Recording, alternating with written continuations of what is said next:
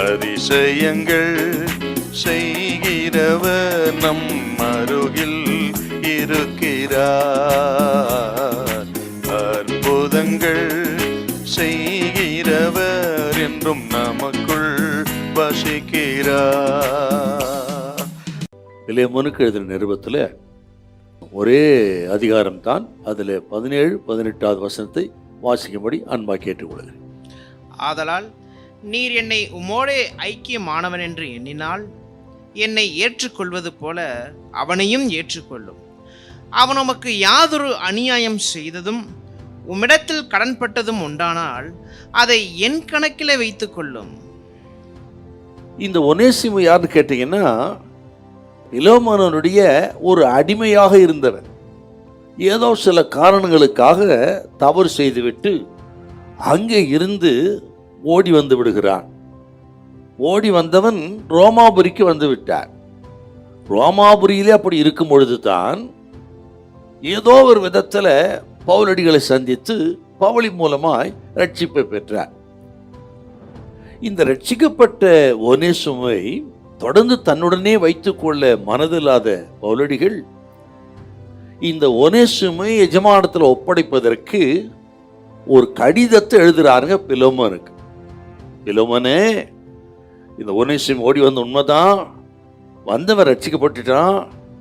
இப்போ அடிமையா இருந்தாலும் உனக்கும் எனக்கும் அவன் நண்பனா இருக்கிறான். என்னுடைய ஆவிக்குரிய மகன், உனக்கு சகோதரன் ஆயிட்டான் போ, ரட்சிப்பின் அனுபவத்தை பெற்றதுனால.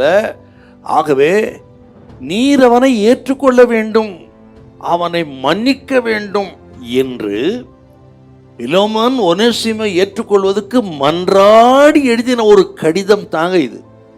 அப்படி சொல்லும் பொழுது தான் அவன் உனக்கு எந்த விதத்தில் கடன்பட்டிருந்தால், நஷ்டப்படுத்தியிருந்தால் அதை செலுத்த அவனுக்கு நிர்வாகம் இல்லை, அவனுக்காக நான் செலுத்தி விடுகிறேன், என் கணக்கிலே அதை வைத்துக் கொள்ளும், இவனை நீ ஏற்றுக்கொள்ள வேண்டும் என்று இந்த ஒனேசிமுக்காக பவுலடிகள் பிணைப்பட்டாருங்க. அவர் ரட்சிப்பை பெற்ற நீங்களும் நானும் ஆண்டவர் இயேசு கிறிஸ்து நமக்காக பட்ட தியாகத்தை, நமக்காக பிணைப்பட்டதை தேவஜனம் ஒருபோதும் மறக்கக்கூடாது.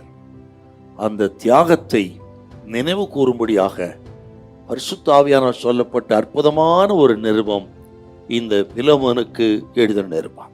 பாவமறியாதவரை பிதாவாகிய தேவன் நமக்காக நம் ஸ்தானத்திலே பாவமாக்கினார்.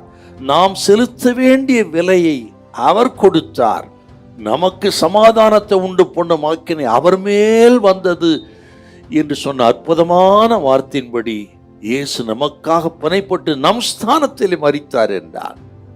இந்த நேரத்திலே ஆண்டவராக இயேசு கிறிஸ்துவினுடைய தியாகத்தை, சிலுவையை தேவஜனம் ஒருபோதும் மறக்கக்கூடாது. கேட்கிறவங்க, எப்பேற்பட்ட மனுஷன் தூக்கிடக்கூடிய வல்லவர் இயேசு, எப்பேற்பட்ட பாவத்தை மன்னிக்கூடிய வல்லது இயேசு கிறிஸ்து. சிலுவை மரணம், ரத்தம், அது இந்த நாளிலும் நமக்காக ஏங்கிக் கொண்டிருக்கிறது. அந்த பரிசுத்தத்தை பெற்றுக்கொள்ள தேவன் உங்களை அழைக்கிறார். ஹல்லேலூயா, ஹல்லேலூயா.